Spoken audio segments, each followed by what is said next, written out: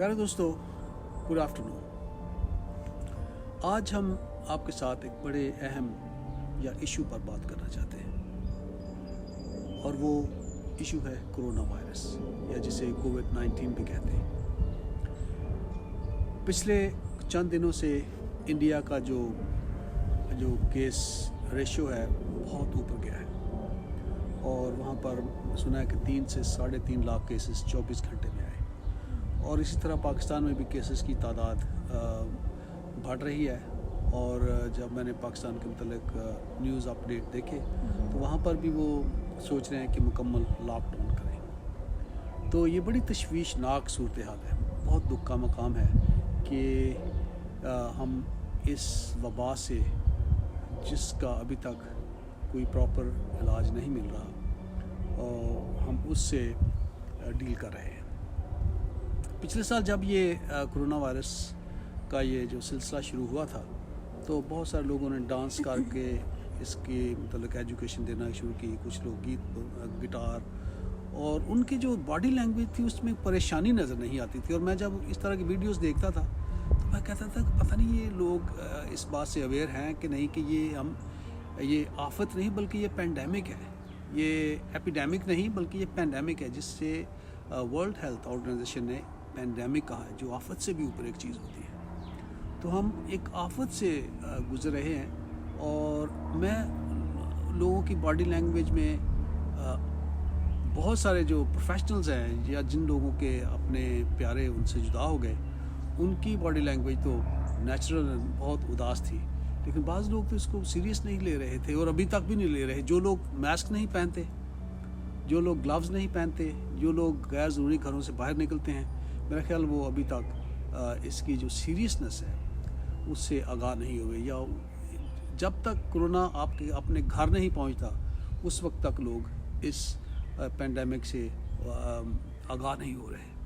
तो ज़रूरत इस बात की है कि हम जागें और इस पेंडेमिक को सीरियस लें। ये एक आफत है और जब तक हम इसे सीरियस नहीं लेंगे उस वक्त तक ना हम आप खुद महफूज हैं, ना हमारे दूसरे बहन भाई या हमारे नेबर्स या हमारे मुल्क के लोग महफूज हैं।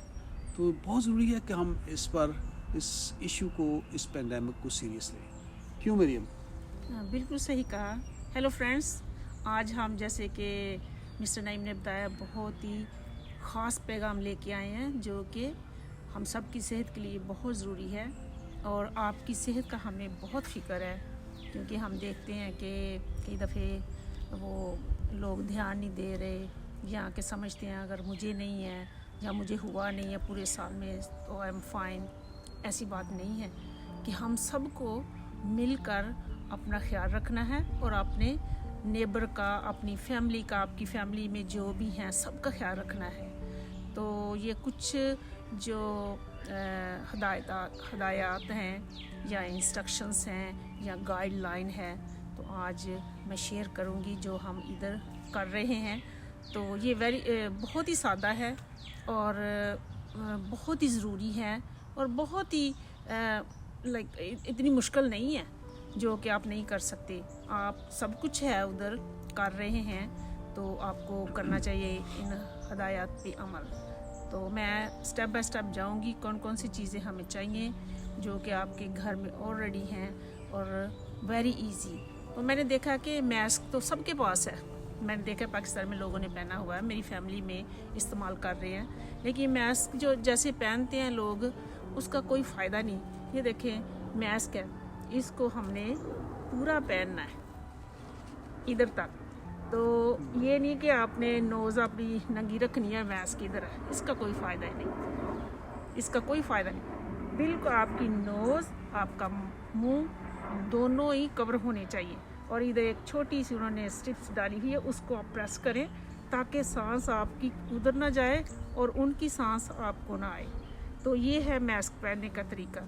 तो प्लीज़ आप देखें घर में या आप किसी नेबर को देखते हैं या किसी को भी देखते हैं कि हैफ उसकी जो है नाक उस पर नहीं है मास्क, तो उसको रिमाइंड करवाएं प्लीज़ खुदा के लिए ये मास्क को ऐसे पहने, पूरा पहने ताकि आप किसी को अपनी सांस ना दें और किसी की लेना। तो ये बहुत ही ज़रूरी है कि मास्क को किस तरह इस्तेमाल करना है।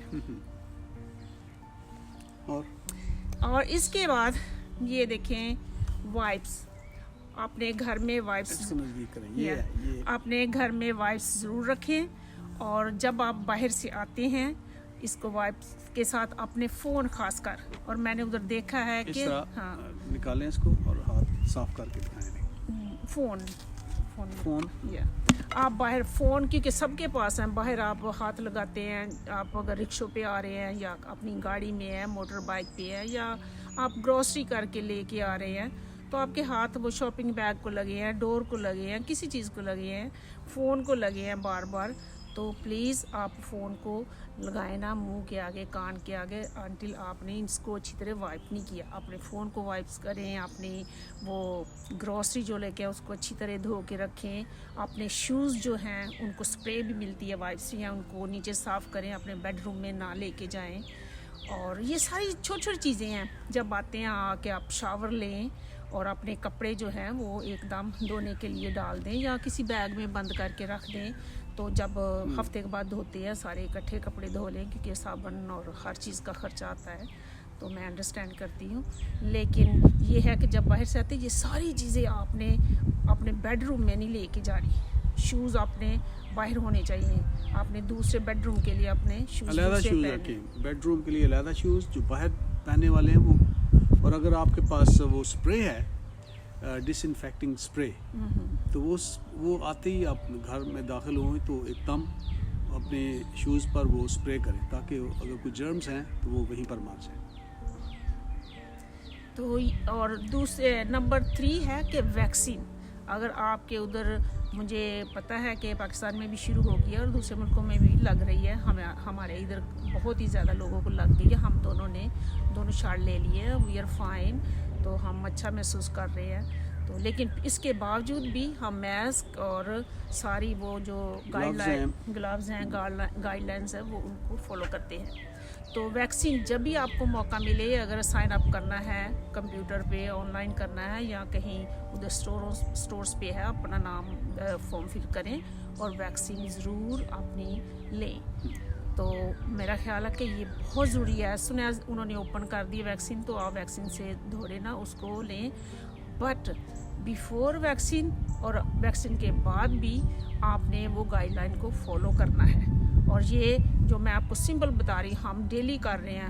میں لگاتار میں اسکول میں بچوں کے ساتھ ہوتی ہوں، اپنے آفس میں کتنا اسٹاف ہے ان کے ساتھ ہوتی ہیں. ہیری صاحب آپ بتائیں، آپ سارا وقت ادھر ہوتے ہیں، اپنے جاب پہ ہاسپٹل میں ہوتے ہیں اور پیشنٹس کے ساتھ ہوتے ہیں.